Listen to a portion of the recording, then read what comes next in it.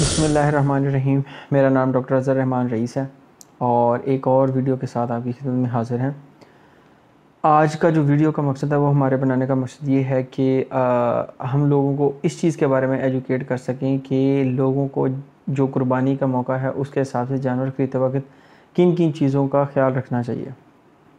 हमारे माशरे में ज़रा ये एक ट्रेंड है, रवाज ये बन चुका है कि जितना बड़ा और वज़नी जानवर हो उतना बड़ा वो ज़्यादा शो ऑफ़ करने के लिए ये चीज़ देखी जाती है, या फिर वो वज़नी जानवर ख़रीद के शो ऑफ़ करते हैं। हालांकि जो जानवर पालते हैं, जो जानवर बेचते हैं आगे से, वो बहुत सारे तरीके गलत इस्तेमाल करते हैं उन जानवरों को पालने के दौरान, उनकी ग़िज़ा को पूरा करने के दौरान, और ख़ास तौर पे उनके वज़न को बढ़ाने के लिए बहुत सारी तरकीब इस्तेमाल करते हैं ताकि उनका वज़न ज़्यादा से ज़्यादा हो और वो कुर्बानी पे ज़्यादा से ज़्यादा जो है वो उससे मुनाफ़ा कमा सकें। इसमें सबसे बड़ी चीज़ ये है कि आजकल जो है वो सब बेचने वाले यही कहते हैं कि जी हमने अपने जानवर को ये चीज़ खिलाई है, ज़्यादा से ज़्यादा घी खिला रहे हैं, ज़्यादा से ज़्यादा ये चीज़ें खिला रहे हैं। हालांकि इसमें ये चीज़ होता है कि जो जानवर है, जानवर में सारी चीज़ों को जिस तरह इंसान में ज़रूरत है उस तरह सारी चीज़ों को मतवाज़न रखना चाहिए। मिसाल के तौर पे अगर घी या कोई मक्खन खिला रहा है तो उसके साथ उसको मिनरल, फास्फोरस, कैल्शियम वगैरह की जो ज़रूरत है वो पूरी होनी चाहिए। ये नहीं कि सिर्फ़ उसको जो चिकनाई वाली चीज़ें हैं या उसको चिकनाई या फ़ैट का ज़्यादा इस्तेमाल करना चाहिए। फिर ये होता है कि उससे एक तो सिर्फ़ उसमें वज़न बढ़ने के साथ साथ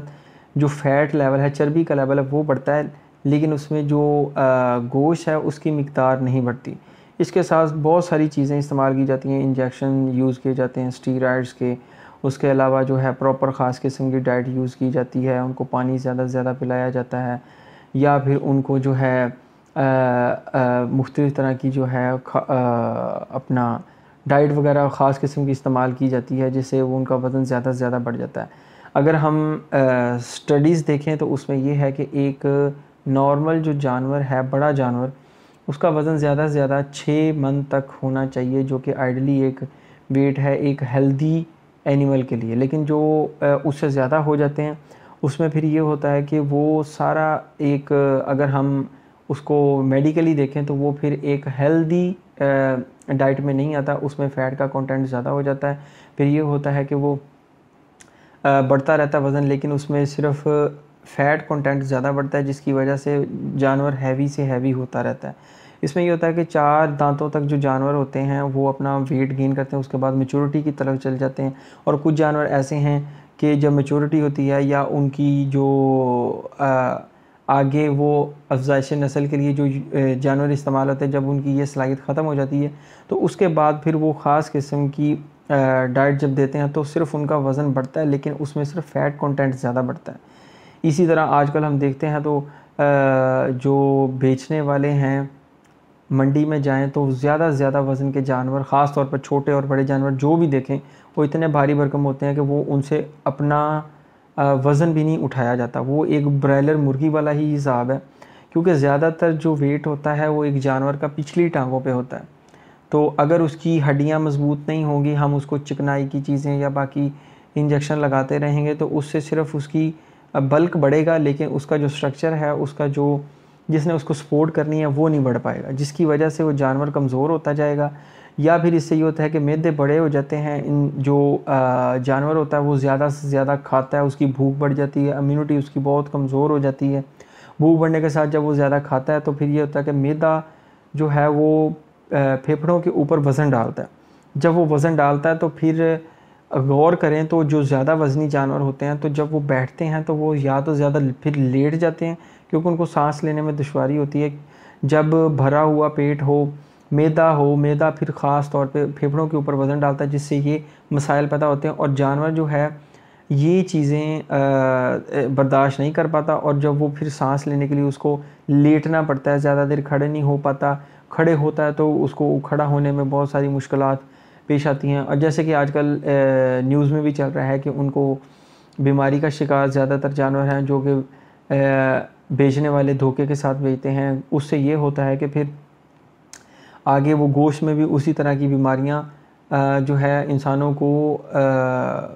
जो है वो मुज़र सेहत हो सकती हैं। इसके साथ साथ ज़रूरी है कि आप देखें कि जो जानवर एक कुदरती ग़िज़ा पे बना हुआ है, चाहे उसका वज़न कम ही है लेकिन उसकी शक्ल व सूरत, उसका जो है वो सेहत वो उस लिहाज से होती है और उसके गोश्त में भी ज़्यादा ताकत होती है, बशर्ते कि उन जानवर जो ज़्यादा वज़नी हो, क्योंकि उनमें जैसे जैसे वज़न बढ़ता जाएगा वैसे वैसे फ़ैट की लेयर कंटेंट बढ़ता जाएगा। बल्कि जब हम कभी ज़िबा करते हैं तो उसमें 2-2 इंच की पहले लेयर फ़ैट की जाती है, फिर उसके बाद गोश्त आता है, फिर उसके बाद फ़ैट है। तो जब हम अगर ओवरऑल कैलकुलेट करें तो वो वज़न वही बन जाता है, क्योंकि आधे से ज़्यादा जो है वो गोश्त फिर या वेट जो है उसका सारा बल्क जो है वो चर्बी में ज़ाया होने के बाद वहीं पे वहीं कुर्बानी का गोश्त ज़ाया हो जाता है। तो ख़रीदते वक़्त इन चीज़ों का ख़्याल ज़रूर रखें।